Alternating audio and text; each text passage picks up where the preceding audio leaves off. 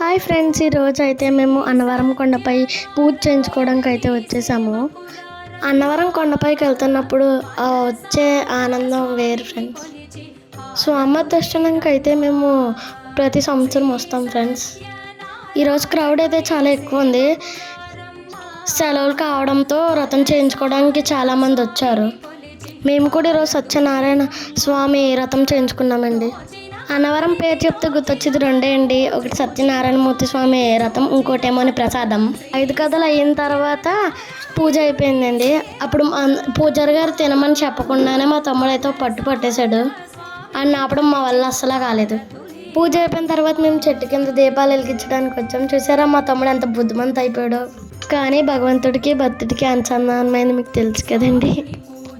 ఏ మాటకా ఆ మాటేనండి బాబు. అన్నవరం ప్రసాదం ఉంటుంది, అబ్బా మొత్తం ఆకుతో లాగిచ్చేయాలని ఉంటుందండి.